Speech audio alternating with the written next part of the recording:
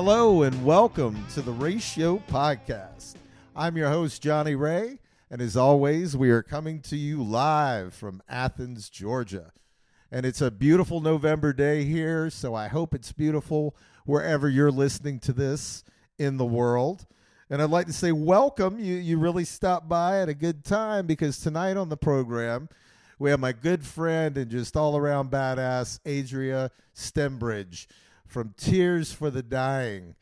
And we're going to talk about all kinds of things. So we'll have that chat coming up for you in just a little bit. But I hope everybody's doing good out there. I want to give a shout out right out of the gate to our sound engineer who edits all these podcasts, and that's Mr. Brant Duncan. Just the backbone of the Ratio Podcast, and we just love him to death. Also a super talented musician, and you'll be hearing from him real soon, I'm sure. Well, on the music side, but everybody say hello to Brant and give him a round of applause. But also, I'd like to mention that we have moved all of our live shows for the rest of the year. We're going to start in January of 2024. It's going to be a big, crazy, exciting year for us. And, we wanted to do something in November, but given all the challenges, we've had some moves within the podcast where people have, moved across town and this way. So there's a lot of stuff we need to get solidified and done that have taken away from the planning side of things. But we're really going to come out of the gate just roaring in 2024. And that date will be announced soon. But I will tell you that the guest is going to be none other than A.M. Rodriguez, and he's going to get us kicked off for the year. Super talented musician, artist, filmmaker, you name it, he does it. And also a good friend of mine, super cool dude. And we're going to have that on the live show coming in January, when we will be announcing that very soon. So keep an eye on the socials for that. And also wanted to thank everybody for the great response for the Dusty interview from Vision Video. It was just a really huge episode for us, and I want to thank all the positive feedback. And just seeing them, Vision Video are on tour in Europe now, and it looks like they're having an amazing time, and the shows have been sold out, and it's just so cool to see them really getting their due, and they are so amazing, and they're just such a good force of artistic musical energy. So go see Vision Video when they come to your town. But getting to our interview tonight, as I mentioned, Adria is a good friend of mine, and she has a new album coming out with Tears for the Dying, and it's called In the Shadow of the Midnight Sun. And there's some copies flying around out there. I have one, and I can tell you it's been on repeat nonstop. It's just such an amazing record. Tears have always been amazing, but this really just kind of brings it to the next level, and I'm just so tickled to death, excited and happy for them. And I can't wait for everybody else to hear this. There's so many favorites on this. I don't want to, we discussed it a good bit in the interview, but don't want to spoil it here. But make sure you go out when this comes out in February and get this record. It's just simply amazing. And also, if you want to see more Tears for the Dying, they were our guest last year on the live show. So you can find that on the Ratio Podcast YouTube channel, and there's a live set, and we have an interview, so go check it out and show it to your friends and give us a like and all that good stuff. We just appreciate the support and appreciate being able to bring these amazing artists to you. But Adria, we had a storm here recently, about 6 months ago in town, and it knocked the power out for days at my house. And Adria was one of the first people to get in touch and offer us a place to stay. And it just shows, what a badass person she is, as well as a badass artist. And, we had discussed doing this interview for a while. She had some things she wanted to discuss, some experiences, and it's a beautiful talk, and it's a vulnerable talk. So, enjoy Adria Stembridge from Tears for the Dying. Hello, everybody, and welcome to the Ratio Podcast. We are here with a good friend of mine and someone that I respect artistically, and that is Adria Stembridge. Sorry, I'm like stuttering tonight. From the mighty Tears for the Dying. How are you doing this evening? I'm doing very well. Thank you for asking. Right on. Well, we're going to discuss their new record, In the Shadow of the Midnight Sun, and I have been so addicted to this record since I got it this weekend, and I've just been listening to it nonstop. And I know that sounds, rote or trite, but it's the absolute truth. And there's so many good songs on this. We're going to dive right into this here soon. But first off, how are you doing this evening, and how does it feel to finally have this out? Well, I'm doing very well. So we haven't had an official release for the record yet. You've got an advanced promo copy that not many people have yet. We're doing a hard release when we get vinyl pressed. We're in that process now. We hope to have the vinyl sometime in February. Right. So we'll be doing an official record release in February where the whole record will come out. However, over the next few months, we're going to continue dropping singles from the record.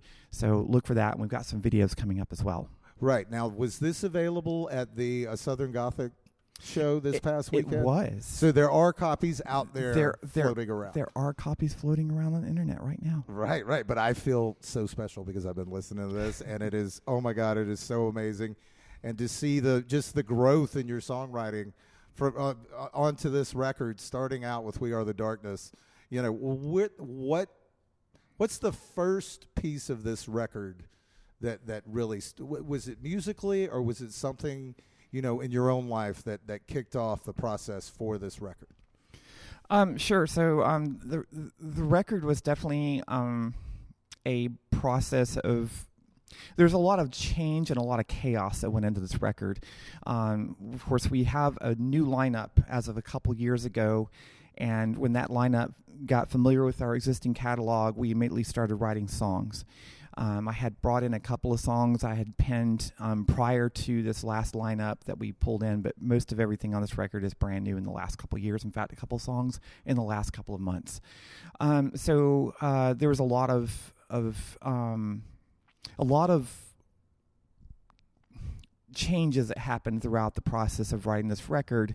When we started out with this particular lineup, we actually had a regular bass player and a keyboard player. And somewhere along the lines, you got band players who are driving an hour and a half from Atlanta to Athens to practice twice a week. That gets old. So we gracefully agreed to part ways, and we eventually wound up with just myself, Mick, and last year Joshua. And when we went to a 3-piece, we implemented in-ear monitors. And that allowed us to do some special things with the group that we've never done before, which is to play to click track and to implement some backing tracks live with a live drum kit, such as synth bass and synths, and we even have some backing vocal tracks and some backing guitar here and there as well. So there's been a lot of evolution in this release. We've also had to change producers midstream. Our producer we were working with before, Tom Ashton, became very active with his original band, the March Violets. In fact, they're touring Europe. I think they just finished their last date a couple of days ago. So he has been super, super active with the Violets, and gracefully had to bow out. And so we had to find another local producer to help finish out the record. And we've been friends with the folks from Pylon and Pylon Reenactment Society for a good bit. And I somehow got connected up with Jason Nismith, and he agreed to have a listen to some songs. And we gave him the first song, and he's like, let's see what you can do with this. And here's what Tom had, and there's our previous releases. And what he gave us back, the song Higambana, just blew us away. It was so good. And like he'd never mixed anything like us before, but he just knocked it straight out of the park. Oh yeah. He's so talented, and to see you coming together with him, you know, that he sounds like, you know, an objective ear for these songs, you know, and I'm so proud of you guys. And with what do you feel like when you're hearing these songs? Which of these do you feel like you want to play live? Are you just itching to play live? They're all super fun to play live. It's like trying to ask what your favorite child is. You've got a whole family of 8 kids or whatever, and that can change from day to day. Definitely We Are the Darkness, the opening track that we just talked about. That one is probably the most fun to play live. It has so much energy, and mixed drumming on that is just, it's insane to listen to his drums up close and personal on this. And you hear a little bit out on the recording, but to hear and see it played live is something else entirely. So that's one we really enjoy playing. But I'll go with that for now. Well, you know, We Are the Darkness, like I was saying, it's a perfect album opener. It just seems like this just really determined, awesome, you know, piece of music. And the lyrics, you know, like burn the Bibles, bathe in the ash, inhale the carbon, lift it to the sky.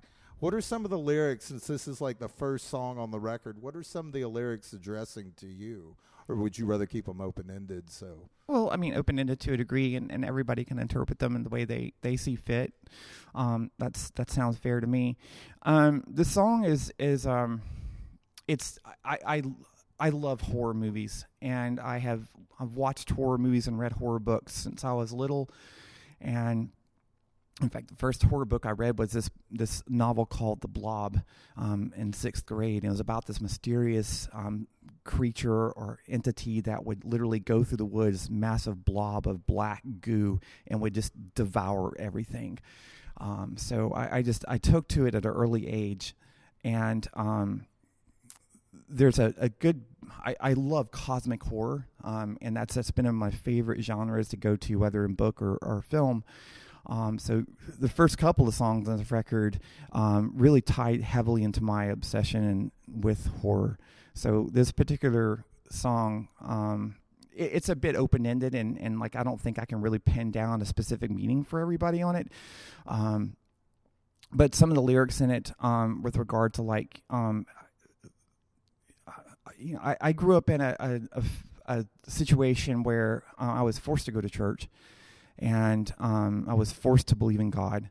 And I had to deny a lot of who I am early on in life. And so with that, over time, there's been this residual resentment toward religion and Christianity. And it's just the longer I've lived, the more I realize how much of my life I gave to something that I don't believe in. Right. And it really makes me angry. So this artwork is an opportunity for me to help purge myself of some of that poison that I've allowed to build up in me. Yeah.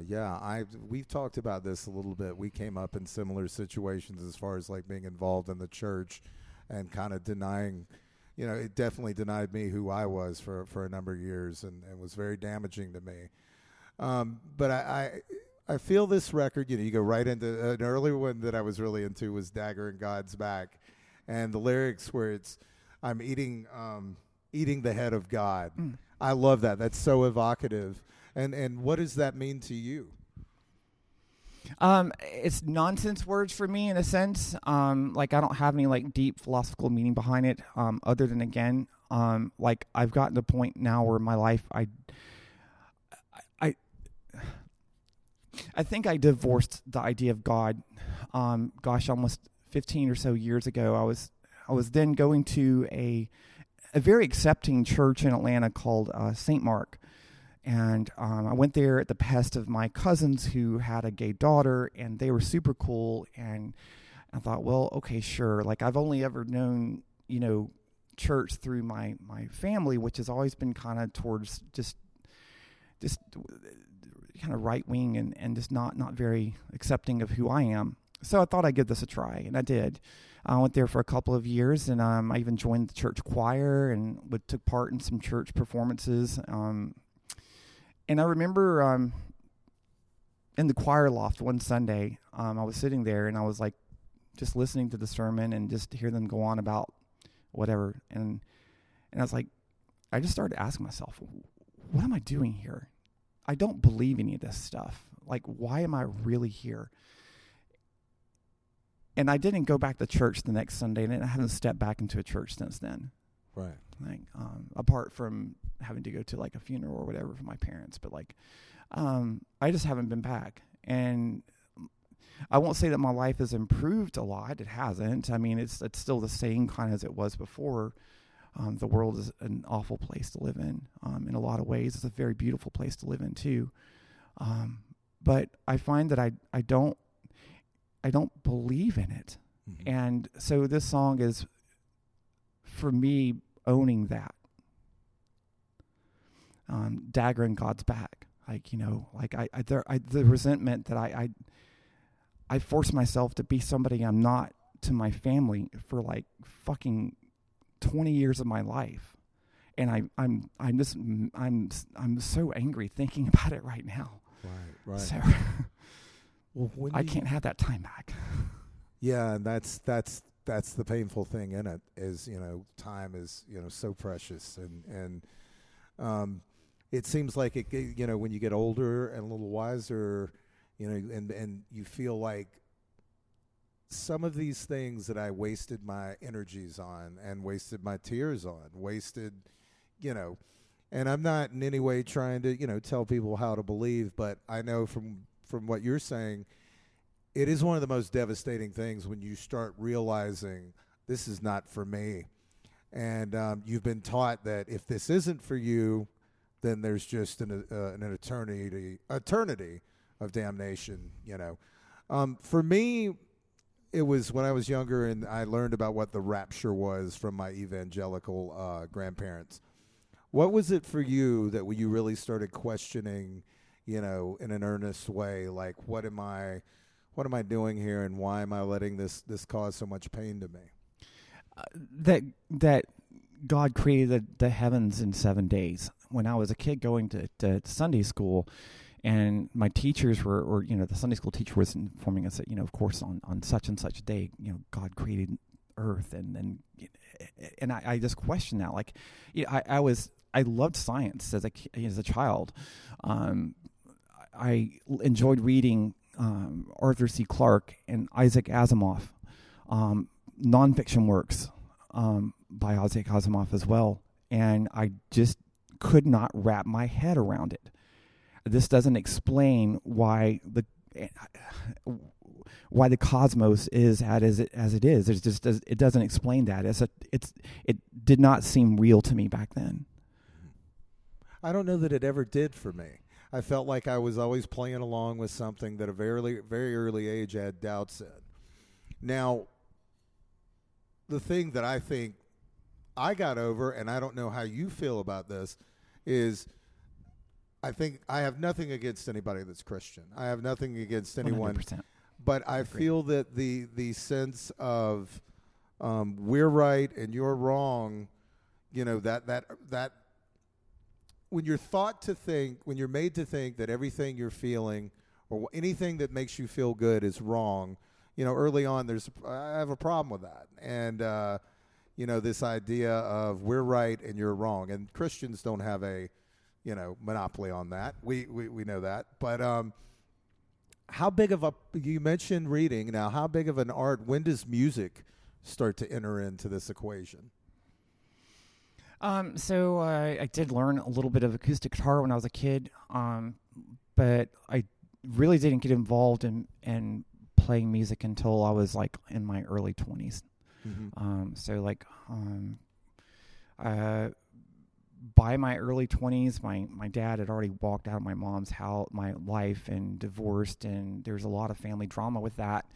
And I was here in town, and one of my older brothers was going to school here, and he was a photographer, and he took a lot of photographs back in the 1980s, the early mid-80s, of a lot of our favorite bands now, Indigo Girls, REM, and so on. And so he would tell me about these bands, and he would here's a Pylon tape you'd like, here's a tape by Fetch and Bones. And so I kind of started getting into alternative music, where in the past I'd only listened to pop music.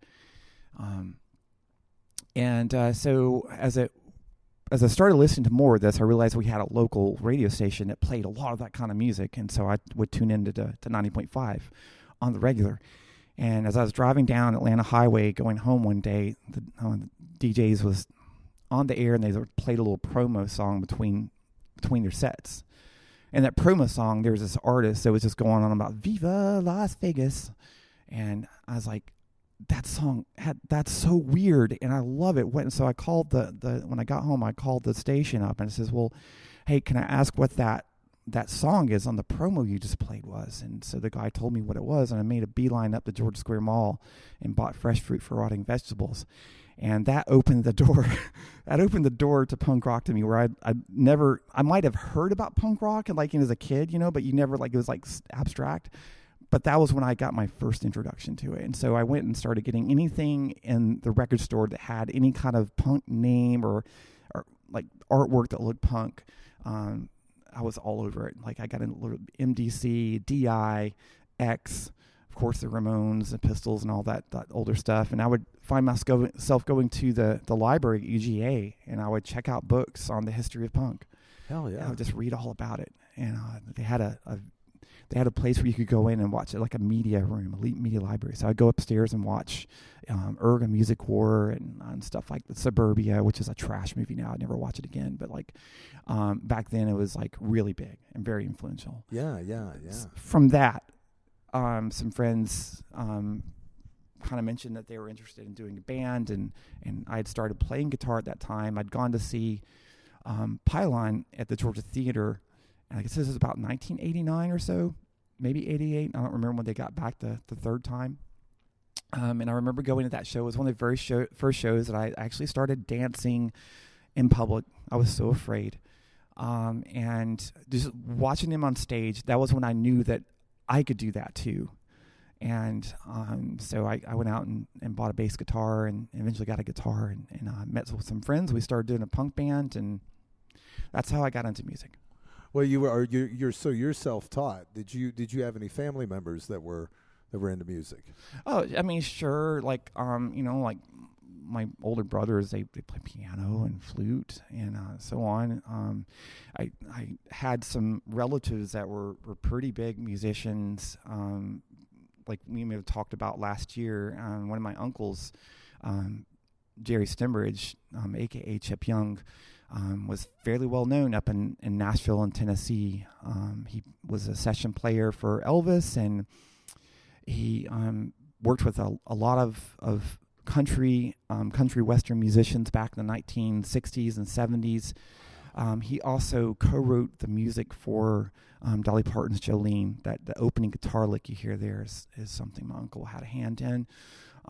So I had that, and of course, anytime we would hear Jolene on the radio, we'd always turn it up and listen to it. There was a song by Billy. I Can Help. What's the guy's name? I'm struggling to remember the guy. I can help. Sure does me good. I can help. This early 70s song. I'm trying. I'm trying. On the tip of my tongue. Yeah. So that was really big, in the 70s. I was on the radio a lot. So we would hear that song up the radio would go. So I did have that, but he lived in Murfreesboro, Tennessee, and we were in Athens, Georgia, so we didn't really get to see much of him. Yeah. Well, I want to mention that you have a excellent cover of Jolene that closes the record on this, and how did you approach that song when you're like, what made you want to cover that song? Oh, definitely. I low key wanted to do Jolene for a long time. But I did not want to cover it verbatim as the way Dolly does it, or even in that country genre. And I love me some Sisters of Mercy, and Andrew Eldritch is pretty cool. But I certainly did not want to go that direction. It's a kind of a trash cover. Right. It's got a certain aesthetic to it, but we wanted to do something a little bit different from all that. So we started working around with it and decided, well, why don't we do a dark wave-ish country cover of it. And so that's kind of what led us down that path. That's brilliant. Are you gonna get a copy to Miss Parton? Oh, I would love to. I think that would be, I think you two doing a duet of it would be amazing. Oh, And okay, so this record, there's a lot of anguish in the first half of it. And then we get up to Heterochromia. Tell me about that song. So that song is, again, it's less of a social commentary as it is just. I'm autistic, so I tend to think a lot in pictures and visions and scenes rather than I do in words. So imagine then that I just love cosmic horror, and a couple of books I read in the last year. I saw the movie for Annihilation, and I went back and read the book, which is even better. And that was hugely influential on kind of some of this song. And basically, the song just there's not a lot of wisdom to be gotten from the lyrics. It talks of this. It talks of loss of life and dealing with existential horrors. And the first couple of songs on this record are intentionally that way because we often are. I have often found myself in states of mental health which have just felt like a nightmare, that I just can't wake from. Right. And the idea behind these first couple of songs is to kind of set that scene, that you can get so far down in your mental health that just you wake up and you're like, another day of just misery and torment from life. And I want to throw my life in a fire. That's a lyric from Heterochromia, and it's just it just describes that point of almost near bottom where you just are just ready to just cash in, the dark corner. Now, I deal with depression and anxiety, and I tell people that the first time I had a full-blown panic attack was the first time I felt like my body betrayed me in a way of, oh my gosh, I'm not in control. I could pass out in a crowded mall just from an anxiety attack or something like that.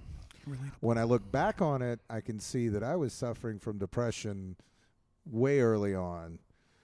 When do you see in your own life you becoming cognizant of some of the mental health issues you were dealing with? Sure. That's a good question. So it all goes back to childhood, and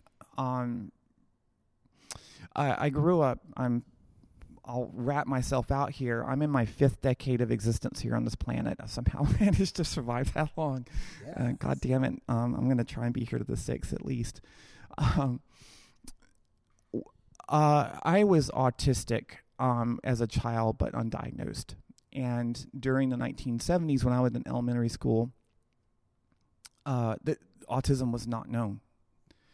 I think the word that they used back then was hyperactive, and we didn't even put kids on medications for it back then. Right, when Ritalin was it was not like how now how no, Ritalin started being given out probably the late 70s and in the 80s or whatever, but my parents didn't have money for that, so right.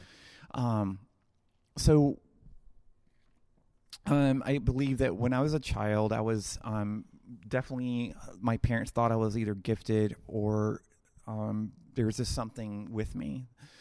It wasn't until I got into high school and was evaluated that I was put into special education. And I was in there for at least a year, maybe 2 years. And I would be seen by counselors on the reg. And they didn't know whether I was extremely gifted to the point where I was not being challenged with my work, or I was severely developmentally delayed.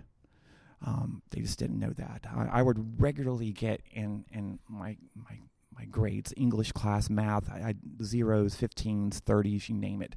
And I was lucky enough to find some of my old report cards when my mom passed away about 13 years ago, and reading some of the comments from teachers of how, like, I used to spend a lot of the time looking out the window instead of paying attention to class. I was just out in my own world. And I was definitely picked on a lot in grade school and more so in high school. I was seen as gay, and I got the F word so many times. I got roughed up and picked on and bullied quite a lot in high school because I was effeminate. And this one occasion during a school field trip of some kind, we got on a bus and went out to look at fuck knows what. On the way out, somebody threw some freshly chewed gum in my hair. And so, like, it stuck, and as I pulled it out, it was just pulling more and more of the hair. And I started having meltdown. And I was probably crying, and which, again, would just lead into more bullying. One of the kids on the bus thought they would help with getting out their pocket knife, and they were cutting it out, and it was pulling my hair more than cutting. And this was not an everyday occurrence, but it was a frequent occurrence. I hated school. I wound up dropping out of high school in the 11th grade because I couldn't take it anymore. It was just the bullying was terrible. I would have meltdowns at home. We lived in a farmhouse my dad built on the outskirts of Athens, big old ranch house. And, the basement was never finished out other than there was some drywall hung up in it. And so we all lived in the upstairs and never went downstairs almost for anything, except I did. I would go downstairs and I'd have meltdowns. And I would just go downstairs and I would just rage and punch holes in the walls and just destroy the sheetrock. I just had uncontrollable fucking meltdowns when I was a kid. And nobody knew why. Like, I was unbearable. It was because I was autistic. And just exposure to overstimulation would trigger me off, and still does to this day. So it was a rough time, and being autistic, being trans, and growing up in, then rural, Athens was still kind of somewhat rural Georgia, and not being accepted and not being able to make friends because I didn't understand. I still have a hard time with social cues of facial expressions. I mean, I may look at you like right now, but I'm looking at your mouth. Right. I find that eye-to-eye contact is super duper intense, and I have a really hard time doing it. It just overwhelms me. So it's one of my tricks that my therapist from when I got diagnosed taught me. So I had a difficult time making friends, and also making friends that actually had my best interests at heart. I throughout high school, you'd make a friend. I would make a friend who would only want to be there just to razz me or to make jokes or make me the butt of their group's joke. Having that happen again and again was hard, and again fed into why I just didn't want to go to school at all. Well, now I don't mean to interrupt you. Are there any kind of parental supervision in place that are seeing this and doing anything about it? No, this is 1970s and 1980s. Yeah. Bullying was not a topic of discussion amongst parents and school superintendents and supervisors. It wasn't up for discussion. It was something that was just done to them, and they knew it was going to happen, and they just turned the other way. Mm-hmm. the one time on the bus afterwards, we got back to the schoolyard, and we had to walk from the schoolyard. There's an outdoor building and into the inside the school, and again, this is commonplace. Someone would just shove me for no reason. Most of the time, I would just like almost fall down the ground and just keep walking away. And this time, I was literally just melting down. And I turned around, I slapped the first person I saw. I didn't punch. This day, I'm 54 years old. I've never thrown a punch in my life and hit anybody in the face. I just open face slapped the first person I saw, which happened to be this redneck kid. And we rolled around the ground a little bit, and they sent us to the principal's office, and I got in trouble for it. Right. Well, did you have, before you get into punk rock, do you have anything when you're having these meltdowns that's providing you any kind of solace, any safe place within music? Meltdowns, like it's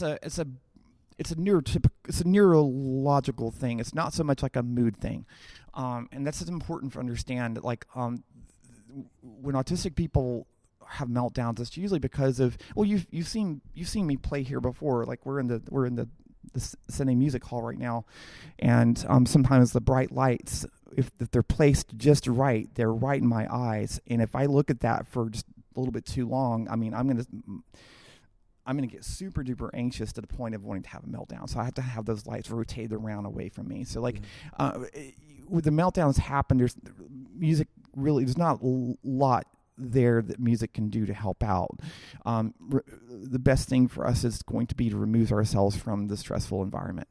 Or when we start sensing that we're feeling overwhelmed, whether that be through a light source, a sound source, or an emotional source, that we pull away from that and count to 10. And that's the biggest thing that can help out.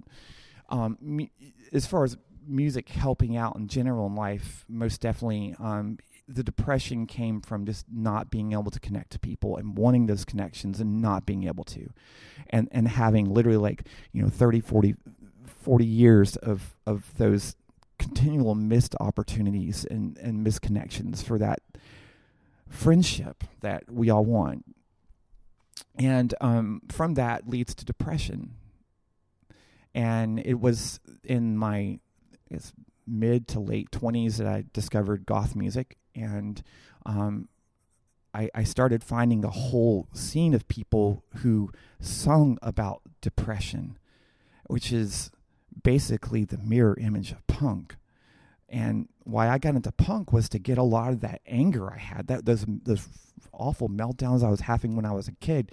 When I got into punk rock, here was I could play on 12, just nasty distortion and just yell and scream and be with other people that yell and scream. We could literally get in front of a band and just slam our bodies into each other as hard as we could. And it was okay. And it made us feel better.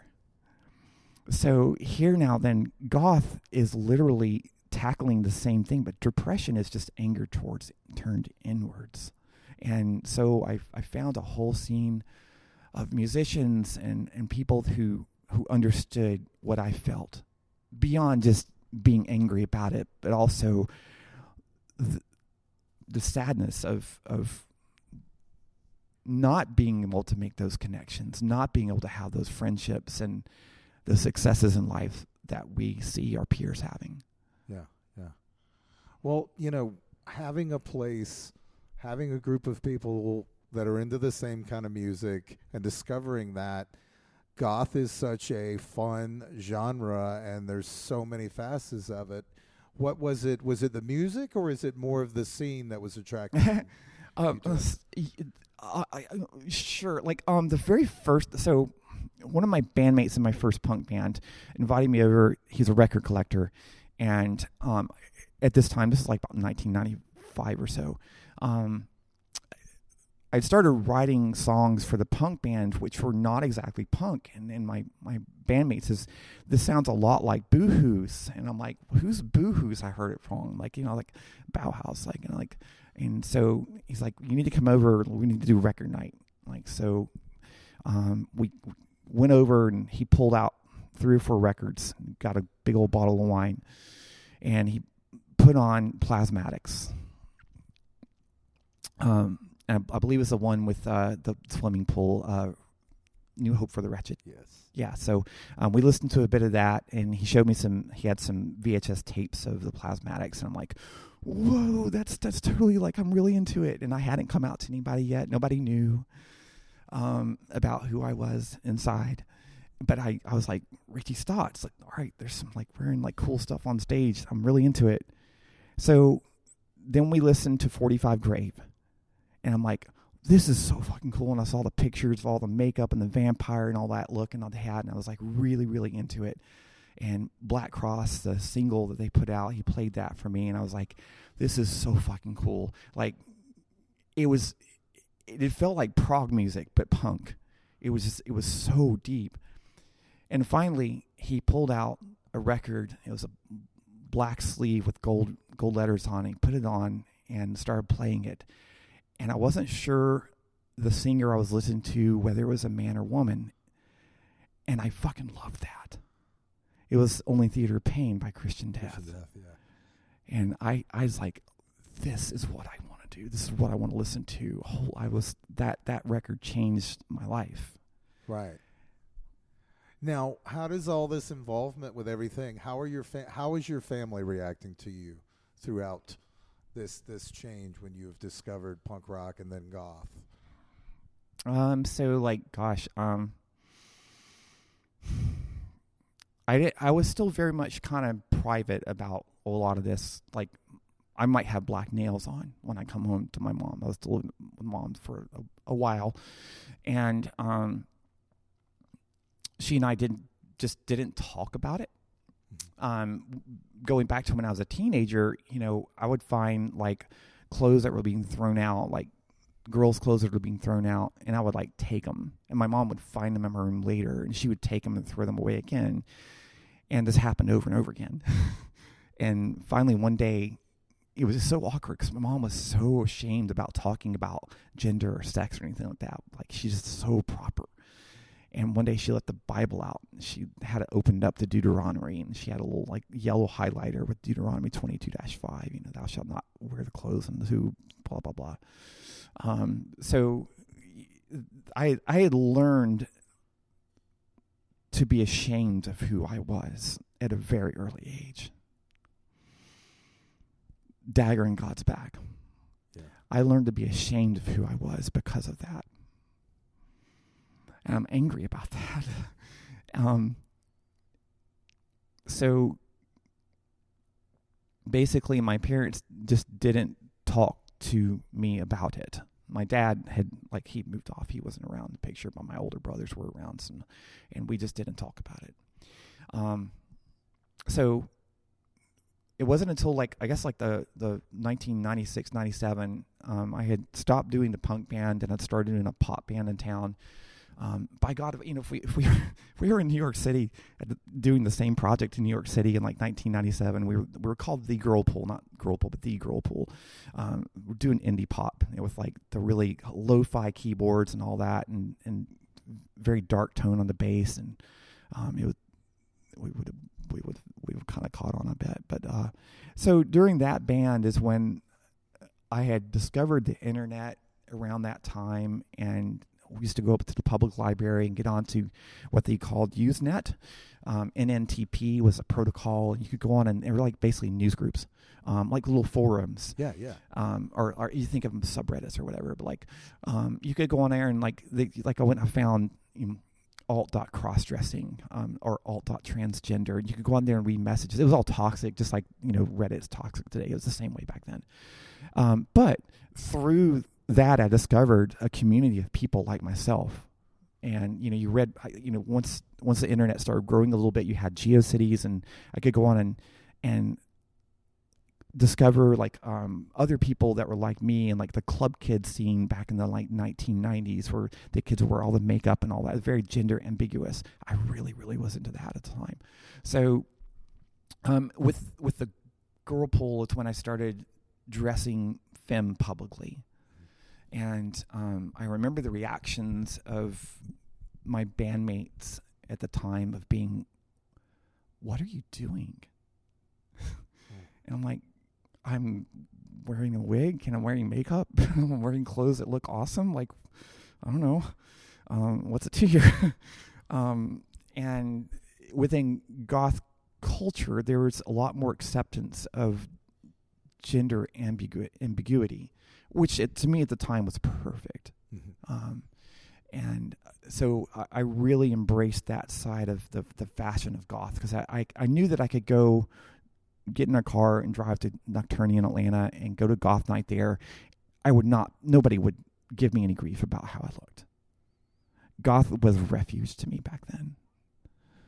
And I didn't really have the opportunity. I remember a few times I would like dress femme out in public, and I would be so afraid that somebody would like see me and say something. Right. And I'm tall. I'm like super tall, so I didn't want to stand out anyway. But like I was just terrified.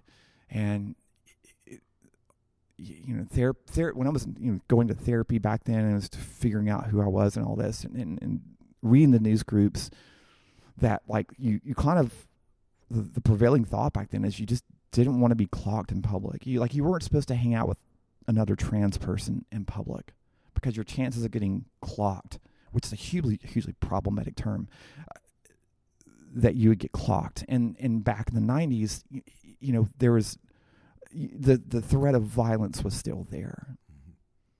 So there again, any chance I had to go to a club, whether that be performing in a band or going to goth night or going to a goth club or seeing bands play, I was all over it. It was a very pivotal time in my life and helped me express who I was. I went through a phase of identifying as asexual and androgynous. We didn't have words like non-binary back in the 1990s. If we did, I would have identified as non-binary and used they, them pronouns. So I, in time, through therapy, began to identify as a trans woman, and that took me down a path. I eventually, transitioned, and I've had just about every surgery that you possibly want to have. So, well, so now that you're performing and you're making music, what has been the reaction now with your family, that with your brothers? I've pretty much don't really talk to my brothers much. Our father passed away in 2018, and he had literally probably passed away sometime before that in our eyes. He had dementia. Mm-hmm. And by 2016 or so, we had to put him in a retirement home, and that is a fucked up disease. Right. It is so fucking horrible. Even up until like the 2014s, I didn't know my dad, other than when I was a kid, and I remember my dad used to enjoy working in the garden with him and out hoeing the weeds with him, but also remember he would have fucking colossal meltdowns. He would get frustrated and he would throw shit and like wrenches and tools and stuff, and like, oh, this is genetic. Right. Autism is genetic. My dad probably had autism too, but he just didn't. So,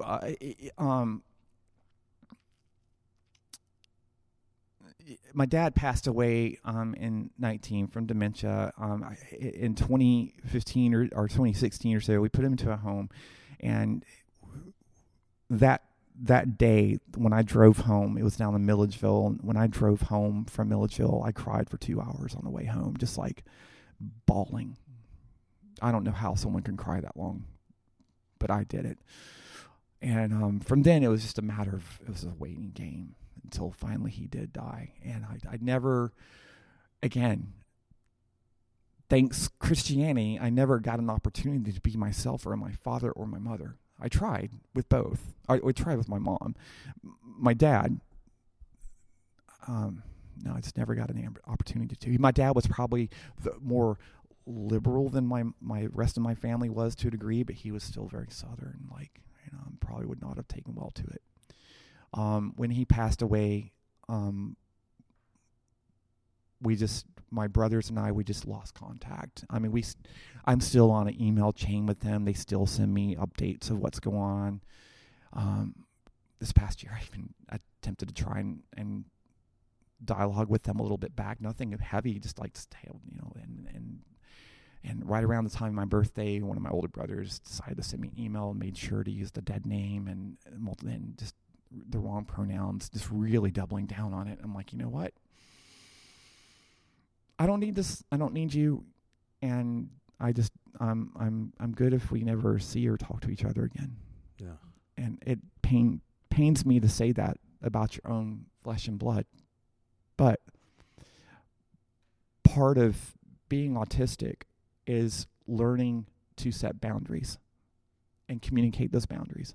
And boundaries are healthy. If we set good boundaries for ourselves, then it will lead us to better mental health. And so one of my boundaries is I'm not going to be around someone who can't respect who I am today and use my name. Absolutely. So that's where it left off with them. I don't, as I sit here and talk to you on this podcast, I don't know whether I'm ever going to even know when my brothers die or not. Right. I have family like that too, and for similar reasons we don't talk. They don't accept me for who I am, and much like you, I why am I wasting my tears and my anguish and clogging up my arteries worrying about this shit when it basically comes down to very simple things. You do not accept me for who I am. What you believe seems to codify hate against, much of what I am and much of what you are. And that to me is a very devastatingly sad thing. And it's kept people apart for eons. Now, given that you have this, you got into the music and you have this really awesome following now, and you have this fan base. How does that feel to have this chosen family that does accept you for who you are? And how is that? How are things now with that, as far as like having support and having? Do you get that from your fans and your friends now, as you go through some of the challenges you go through? Sure. It's. I wouldn't be talking to you right now if it weren't for music and this band. I think I just probably would have checked out before. Music is therapy to me, and I'm grateful that people like what we're doing to the point that we've gotten as far as we have, and we played a show in Atlanta. I just feel this is so dumb. This is really dumb. We played a show in Atlanta earlier this year in the Masquerade. It was sold out, and with Vision Video and Then Come Silence, and we were the opening act. And so we got on and played our set, and I happened to look up during one of the songs, and people were singing the words.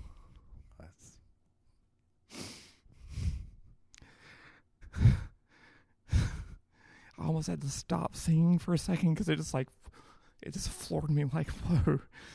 And then to have people come up afterwards and like want your picture and like, hey, can you sign this? Can you do this? And like, it's flooring. It's just floored me. And it still does when it happens today, when you ask for someone to come up and, hey, can I get your picture? Can I get your autograph? Like, I'm like, dude, like I'm just like you. I'm just like another girl in this world just trying to get by. Like I'm just, but I also know what friends have told me is that like I'm kind of been around doing this for a hot minute, and I've gotten pretty far in life, and I think it's a source of encouragement to trans and queer youth to see people like me on stage performing and surviving and thriving. Absolutely. I think it's important for them to have that to look towards and know that there's a future for them. Yeah. Now, that's a heavy burden too. How do you feel being this role model for? I mean, it's like what I just said. I struggle. I still have meltdowns. I still struggle to keep those deep friendships that I want. I still struggle with that. I've come up short this year in that category with some friends of mine. We all do. We all do. And given the years that you've had, do you feel that you are getting to where you can, and we can take a minute. I'm good. Do you feel you're getting to where you're expressing yourself better and better each time out? For sure.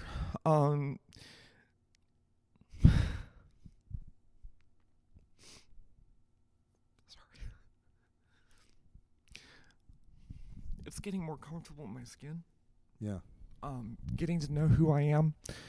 And it doesn't ever stop when you're 17 or you're 25 years old. Like, oh yeah, I just need to figure out who I am, and I'm going to figure that out when I turn 24, or when I turn 29, 30 years old, I'll know who I am. No, you won't. You won't know who you are, because you're going to continue to grow and change your entire fucking life. And you're going to learn things about yourself that you didn't know before. And people are going to have impacts on you for better or worse. And just surrounding yourself with people who genuinely love you and care about you and are going to be by your side, even at your worst, at your best. They're going to be by your side. Keep those people in your life at all cost. Nah, not at all cost, but like just keep them close by.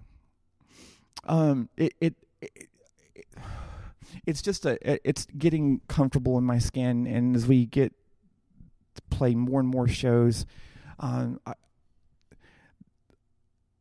there's a joy I have in living and waking up every morning and going out and walking around the yard and seeing the sun come up and the dew on the grass. I have to get up early for my job, and seeing the flowers, and smelling the fall air, the decaying leaves on the ground. There's so much beauty in this world. We talk about this whole record. The first half of this record gets in some really, really heavy stuff. But there's so much out there to experience and love and enjoy in this world. Oh, yeah. And the second half of it, I really feel like, talking about Dead Girl Dancing and Kaiju. And I wanted to talk, Dead Girl Dancing is just such a joyous, I think I was telling you earlier, this is like something I could hear on the radio. It's just, it's such a great song. And one thing I want to address with Kaiju, how did you, where did your interest in Japanese culture begin? I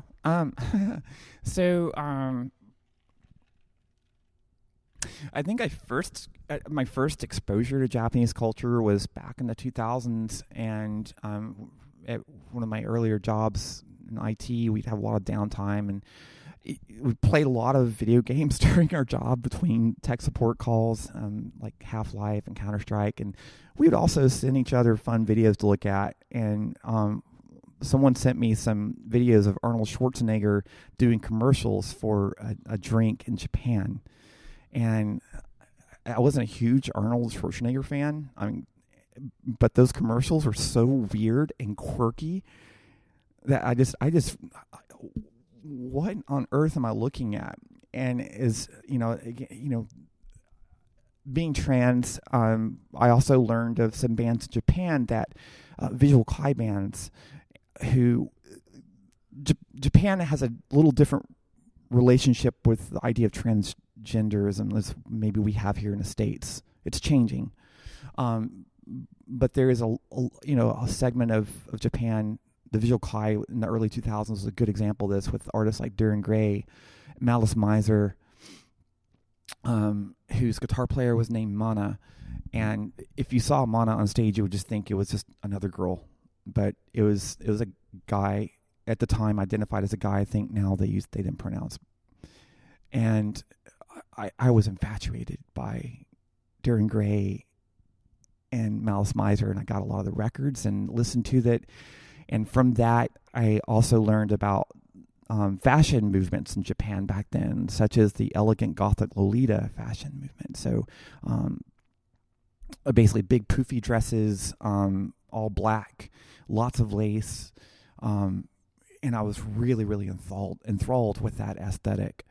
I was really tall, and so like I kind of wanted to do that here in the States, and there were little groups at the time you could do it in, but that the 2000s weren't particularly, or especially the early 2000s, weren't particularly welcoming to trans people. So I kind of discovered that the groups that I maybe wanted to try EGL with, I just don't think that I would have been accepted in. Right. Part of that is because and there still is, Japan is not a very sexually promiscuous country as we are here. We're not, it is, but like it's not nearly as open. And there's a rejection of hentai, perverted thoughts and perverted people. So if you are associated with that in any way, you're not probably going to be part of that scene. And trans people were considered to be basically perverts for a long time. And so that was kind of why I kind of, when I had that interaction, and I kind of backed away from that for a while. But I took from that the appreciation of like visual kei music. And sometime later in the early 2010s, the tsunami happened in Japan. And I remember watching that like pretty much as it was happening, as a lot of us were that day. And shortly after, some months after that happened, a Japanese artist by the name of Kari Pami released a song called Pon Pon Pon. And the video for it is just complete bonkers. It's very kawaii, very cute, and it's also very weird. And she wrote that song for Japan to help them like get past the trauma of seeing their cities and their loved ones be washed away. Mm-hmm. And that song rekindled my interest in Japanese music and culture. So fast forward to the 2020s here. So I had a pretty tough, we all did. I say we all had a really tough time in the 2020 and 2021 area with COVID. I just haven't talked to anybody who had a really fun time during that. Yeah, I have. So part of my strategy in dealing with some of my own traumas that I was facing with that time was to start learning to speak Japanese. And I found that I needed something to focus my attention on other than the hurt I was feeling from events in life. And one technique in therapy that I've been introduced to is DBT. DBT therapy, and it's used a lot of different disorders, such as borderline personality disorder and autism. The two are often confused for the other. But it's the idea of when you start to feel anxious and you start to feel a meltdown coming on, is to like divert that energy into something else. So like go get up and brush your teeth, or go for a jog, or walk outside in the cold air and just breathe it in, and like just physically change your environment. So in order to kind of keep my mind off of some trauma I was dealing with back then, I started learning Japanese. I got different apps on the phone, and I would spend 20, 30 minutes a day going through learning. And I started watching, of course I'd watched anime for a while, but I started watching Japanese dramas, and which gave me even more exposure and more immersion into the language. So, I can say that today I can speak, like, I'm not a fluent speaker, and I hope I can eventually get to the point where I can get my N5 test passed. N5 is a very entry level Japan proficiency test that they give you if you ever wanted to go work in Japan. It's a very, very difficult language to learn. You have 3 different alphabets. You have kanji, which are shared by Chinese. You have katakana, which are characters and that used words borrowed from other languages, and you have hiragana, which are native Japanese characters. And Japanese people learn these characters at a very early age. And so it takes constant reinforcement, constant listening to and speaking it back to really solidify the language. And so as someone who spends all of her day talking English and reading English and working English, it's very difficult to learn. But it's not really, it's not a race, it's a marathon for me. Yeah. And you're singing in Japanese. Yeah, we have 2 songs on the record that are sung in Japanese. One of the songs is Ikinokota, which that word translates to I survived in Japanese. And that song is a testament to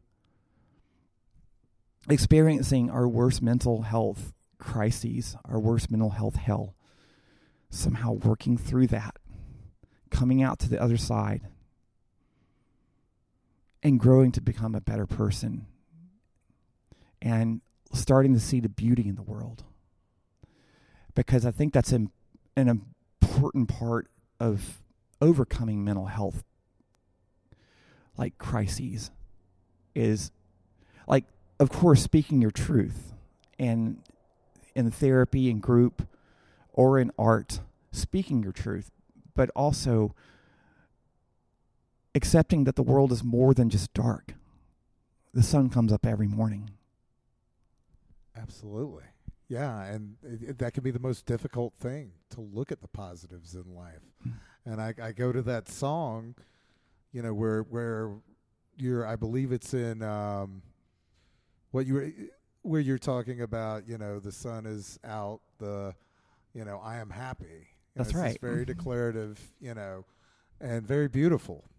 And I think this record, like I was saying, the first half, in order to get to the beauty of the second half, you've got those super gnarly parts in the first half, which works so great.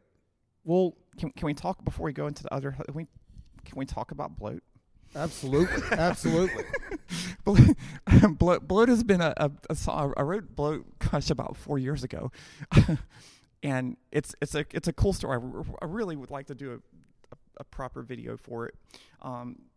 Again, we're in the first half of this record, which first introduces this existential dread, this cosmic horror, this terrible mental state that you're in. Heterochromia, the passing over. Jishi is that final act. Bloat is a song about a trans girl who was bullied relentlessly in grade school and high school, and content warning, trigger warning, takes her life. She takes her life by hanging. And so the story is of the song that first responder comes in, somebody senses something, smells something really like they send a first responder in to investigate. They kick the door down, and then comes this first responder and sees this person. This is bloated corpse hanging from a rope. And it's the first responder is one of the bullies that bullied this person into committing suicide. And the corpse senses who that is, and it comes back to life to make things right. And the song in graphic detail explains what happens. Right. It's one of my favorites on the album. And it is, the record is heavy, but I think in a great way. Where do you see, what is basically the album cycle you have planned for this record when it comes out in February? What are your plans? Are you wanting to tour? Or are you wanting to what do you see the next phase of the band, where that's going? Sure. So we 100% are pressing vinyl. We've already got that process underway. Our pressing plates. I'm already forgotten all the jargon from the local pressing plant. We're using Classic City vinyl here in Athens, Georgia. So we got that process underway. We are planning to go on tour in February and also in March with the March Violets. So we'll be going, starting out a little leg in Florida with the Violets and our friend's Vision Video. And then we're going to, they're going to go Florida and they're going to go out West Coast. And we're not able to take that much time off from our job. So we're going to let them go West Coast. When they come back to the East Coast up in Michigan, we're going to pick back up there and come, I think we're going up into Canada for a couple dates and then coming down the East Coast. So we'll be out almost a total of almost 3 weeks. Oh, yeah. So, yeah. Any plans to get over to Europe or? I would love to get to Europe, 100%. Yes, yeah. So we'll have to see how the record does. I mean, there's been some good reactions to it so far. I know we haven't talked a ton about the second half of the record. It's definitely a lot more accessible musically and lyrically, I think, in some ways. We're going to continue dropping singles out and just see how it goes. This is by far the best music I think I've ever been associated with. It's we've listened to it through a few times, and it just, the song order, it's I don't know, I love it. I love it too. I'm super proud of it. I was just going to mention the sequence. It's sequenced perfect, and it really has a cinematic. It's a fucking record.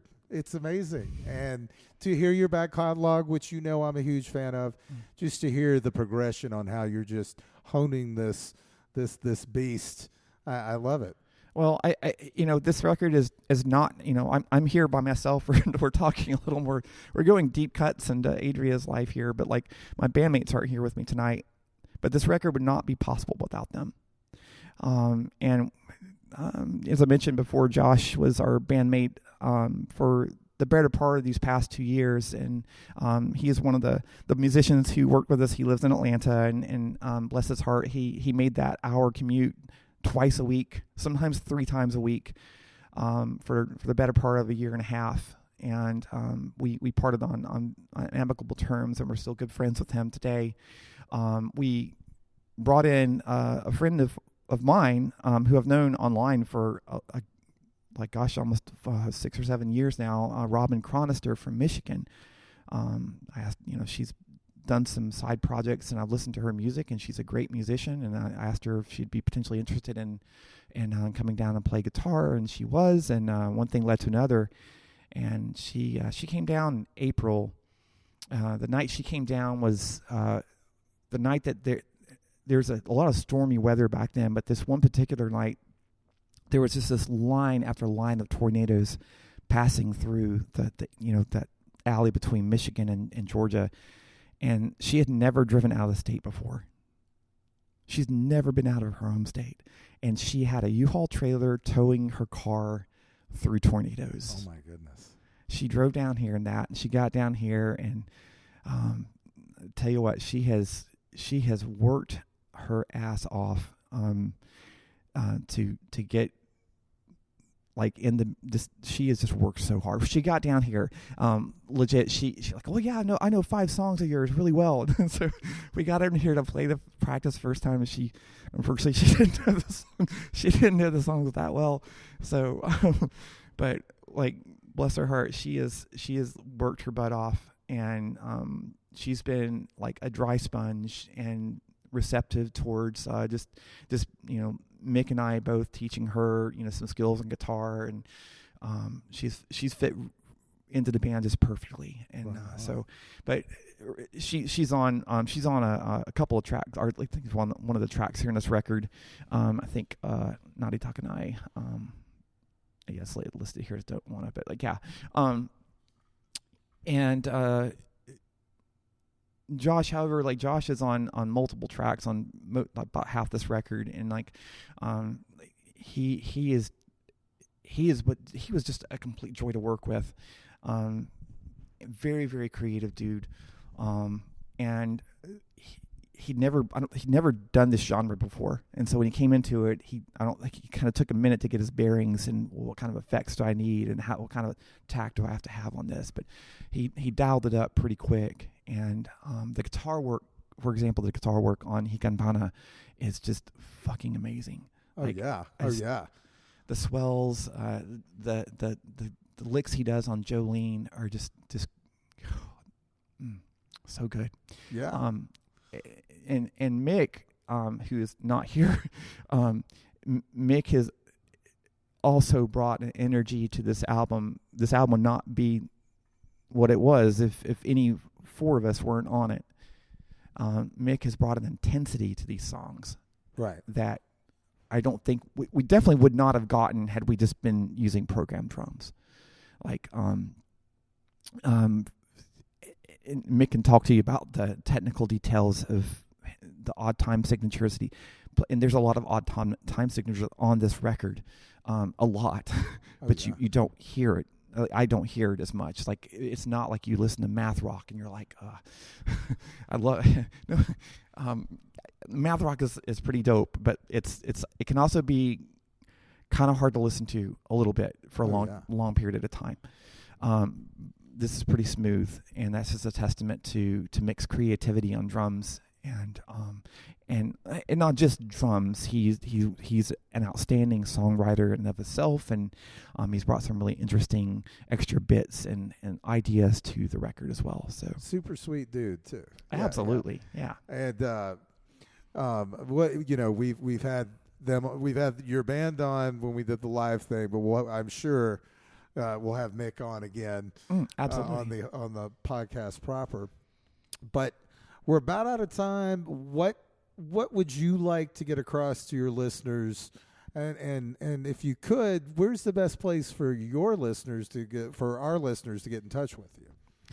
Sure. So the best way to reach us, we're probably most active on Instagram. So it's Instagram/Tears for the Dying Band. We have a Facebook presence, but don't post as much to there. As far as where to find our music, easiest place is going to be to dial us up on Spotify, or iTunes if you prefer that platform. If you'd like to support us monetarily, please do play us on Spotify and add us to your playlists if you like the tunes, and we hope you do. You can also go to Bandcamp, and just search for Tears for the Dying Bandcamp on Google, and it'll come right to our page. We have our entire back catalog there. We have Charon, Memories, Epitaph. We have a whole plethora of T-shirts and back patches, and I think we might even have some cassettes of our 2020 release Memories there as well. Love yourself. This life goes by a lot faster than you ever will imagine it will. Find out who you are, love yourself, surround yourself with people that love you, and push yourself to be better. Absolutely. Well, I want to thank you for coming on and sharing your story tonight and sharing this wonderful art with us. And make sure you go out when this is out in February and get it on vinyl. Get a physical copy of this, and it's In the Shadow of the Midnight Sun. Thank you for being with us tonight, Adria. I really appreciate it. Thank you so much for having me on. Right on. I want to thank Adria Stembridge for coming on the Ratio podcast again and having, such a cool talk with us. Make sure you check out In the Shadow of the Midnight Sun when it comes out in February, and make sure you see Tears for the Dying on the road when they come to your town. Adria is such a badass rock star in the best sense of the word, and I can't be more happy for their success. So make sure you follow them and go see them live. And that's our show for this evening. If you want to get in touch with us, head to our Instagram or Facebook pages. And you can also find all of your ways to contact us at our website at www.ratiopodcast.com. And you can also add us on YouTube, Just type in the Ratio Podcast, and there's our channel. So until we talk to you next, stay switched on, and we'll talk to you soon.